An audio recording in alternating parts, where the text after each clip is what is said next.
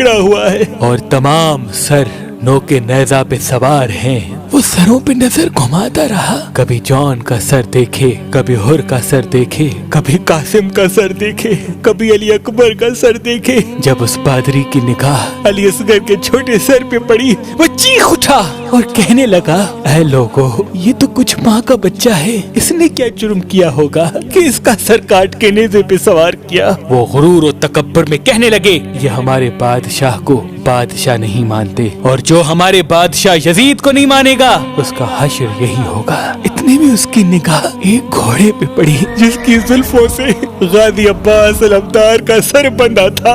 वो हैरत से पूछने लगा, ऐ लोगों, इस मुबारक सर को घोड़े की जुल्फों से क्यों बांधा है? शिविर कहने लगा, ये इन बागियों के अलम बरदार अब्बास का सर है, इसको नेज़े पे सवार करते हैं, सवार ही नहीं होता, तभी इसको घोड़े की जुल्फों से बांधा है। बस यूं सर को देखते देखते जैसे ही उस पादरी की सरे हुसैन पे निगाह पड़ी, वो ज़ारो कतार रोने लगा। शिविर ने पूछा, क्यों रो रहे हो? वो कहने लगा, मैंने अपनी जिंदगी में इतना नूरानी चेहरा पहले कभी नहीं देखा। इसके चेहरे का नूर बताता है ये अल्लाह के करीब है और किसी पाक खानदान से ताल्लुक रखता है। शिविर कहने लगा, हाँ, ये फातिमा का बेटा है। वो हैरत से पूछने लगा, कौन फातिमा? शिमिर ने कहा, फातिमा बिनते मोहम्मद। वो जमीन पे बैठ गया और चीख के कहने लगा, मोहम्मद रसूल अल्लाह। शिमिर ने कहा, हाँ। वो हैरत से पूछने लगा, ऐ बदबख्त, ये तो तुम्हारे रसूल का नवासा है, तुमने इन्हीं को ही कत्ल कर दिया।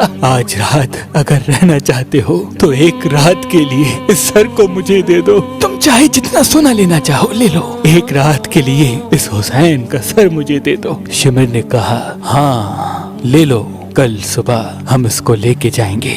बस सरे हुसैन वो जैसे ही गिरजाघर लेके गया तो उस चेहरे से एक नूर उभरने लगा।